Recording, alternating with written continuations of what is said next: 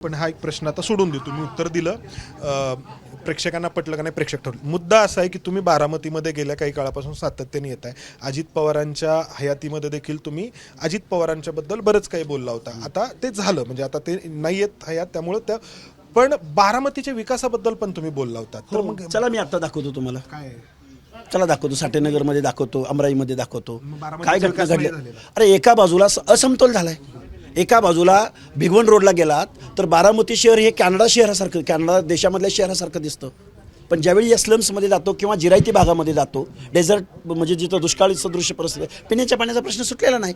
ही आहेच ना समस्या, तेही मान्य करतील, मग त्यावर बोलू नये, आवाज उठू नये. म्हणून तर तुम्ही आता जेव्हा फिरत होतात, ही निवडणूक लढवणार असं लोकांना गेल्या काही दिवसांपासून सांगत होता, तुम्हाला प्रतिसाद मिळत होता ना? प्रतिसाद होताच आहेच, तो विषय नाही. मग का नाही माघार घेतली तुम्ही? मग माघार हे बघा एक बाजूला एवढं सगळं प्रतिसाद, प्रश्न, समस्या, जिरायती भागाचे प्रश्न आहेत, बागायतीचे प्रश्न आहेत, ऊस उत्पादकाचे प्रश्न, सगळे प्रश्न आहेत. तरीही आपली व्यवस्था ही सहानुभूती, दुःखद निधन, अपघाती निधन, ही जी एक भावनिक किनार आहे, ही किनार या सगळ्या गोष्टीवर मात करून जाते. तुम्ही ज्या वंचितांचे प्रश्न घेऊन लढतात असं तुम्ही म्हणता, त्यांचे प्रश्न सुटलेत का? एकही सुटलेला नाही. मग कसं काय तुम्ही ऐकता? बरं, आता बघा, सुनेत्रा पवार आणि त्यांची पोटनिवडणूक आपण एका मिनिटासाठी बाजूला ठेवू की अजितदादांच्या दुर्दैवी निधनानंतर होते. मुद्दा आहे ओबीसींच्या म्हणजे जनगणनेचा, म्हणजे जातनिहाय जनगणनेचा. त्याच्यानंतर ज्या काही योजना आहेत त्या तुम्ही लोकसभेच्या वेळी पण एक भूमिका घेतली होती ना? तुम्ही म्हटलं की विधानसभेच्या वेळी घेतली होती, तुम्ही म्हटलं की अमुक अमुकनी एक भूमिका घेतली म्हणून मी आपण. मग हे असं आहे ना की त्यांना एकाने भूमिका घ्यायला लावणं आणि मग तुम्ही पण एक भूमिका घेणं, ते कुणाच तरी राजकीय पथ्यावरती पडतं. बघा मी एक प्रश्न ऐका मी एक सत्ताधाऱ्यांना तुम्ही हे जे काही प्रश्न आहेत जातीय जनगणनेची मागणी आहे ना, ते का पाळत नाही? हे बघा, एक वर्षभरापासून किंवा हे सत्तेवर आल्यापासून मला वाटतं एक 60% बाईट्स ह्या मी सत्ताधाऱ्यांवर बोललोय. सांगतो ना, लोकल बॉडीजमधलं रिझर्वेशन ओबीसीचं संपलेलं आहे. बजेटरी तरतूद आता या प्रेसमध्ये तुम्ही प्रश्न विचारायच्या अगोदरही मी या कालच्या बजेटवर मी प्रश्न विचारलाय की हाके साहेब, मीडियाला बाईट देणं हा एक भाग झाला आणि प्रत्यक्षात भूमिका घ्यायची वेळ येणं, त्यावेळी सुटत नाहीत प्रश्न, मान्यच आहे ना. पण त्याच्याही पलीकडे जाऊन 2 पावलं पुढे जाऊन जास्तीत जास्त लोकांचं एक संवेदनशीलतेची जी एक भावनिक किनार आहे, एक महिला उपमुख्यमंत्री म्हणून ती आहेच. नाही आहे. मी काय म्हटलं होतं, सुनेत्रा वहिनींचा एक प्रश्न एका मिनिटासाठी बघ, तुमची ही भूमिका कोणाच्या तरी राजकीय पथ्यावरती पडत आली आहे का विधानसभेपासून? वाटतं तुम्हाला राजकीय पथ्यावर कोणाच्या आंदोलकांच्या भूमिका, शेतकरी आंदोलकांच्या भूमिका, चळवळीतल्या आंदोलकांच्या भूमिका, रिपब्लिकन चळवळीतल्या नेत्यांच्या भूमिका, ह्या राजकीय ते इनकॅश करण्याचा प्रयत्न करतातच. विषय कुठं असतो की त्या लोकांचे प्रश्न सुटणं.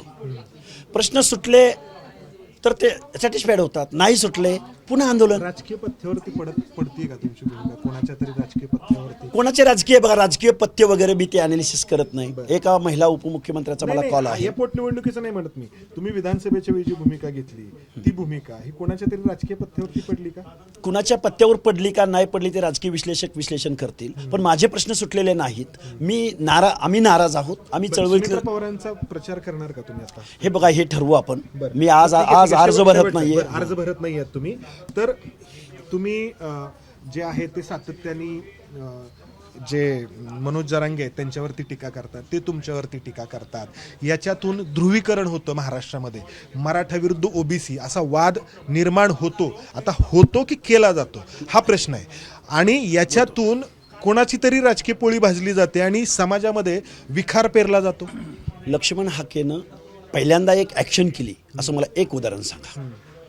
ज्यावेळी ओबीसी मधून आरक्षण मनोज जरांगेंनी मागितलं, त्यावेळी ओबीसी मधून जर तुम्ही आरक्षण घेतलं तर ओबीसी संपणार आहे, मूळ ज्यांच्या बाबतीत सोशल डिस्क्रिमिनेशन झालं तो नेस्तनाबूत होणार आहे, ही भूमिका मांडली होती. आणि त्याची प्रयोगशाळा साताऱ्याची जिल्हा परिषद अध्यक्षपद झालं, त्याची प्रयोगशाळा पिंपरी चिंचवडचं महापौरपद झालं, त्याची प्रयोगशाळा पुण्यामधल्या 42 ओबीसी नगरसेवकांपैकी ओबीसी, आता ओबीसी म्हटलं की मराठा कुणबी यांनी स्पेस मारलेली आहे, ती प्रयोगशाळा झाली ना, ते सिद्ध झालं ना. मग मी माझ्या या क्लासचं रिझर्वेशन किंवा त्यांचं प्रतिनिधित्व टिकलं पाहिजे म्हणून मी बचावात्मक जर आंदोलन पुकारत असेल तर त्याच्यामध्ये कोणालाच हरकत नाही. ऐका ना, तुम्ही तुमच्या समाजाबद्दल बोलता, मनोज जरांगे त्यांच्या समाजाबद्दल बोलतात, दोघांच्याही समाजाचे प्रश्न सुटत नाहीत, राजकीय फायदा मात्र ज्यांना व्हायचा आहे त्यांना होतो, हा आक्षेप आहे. प्रश्नच नाही ना.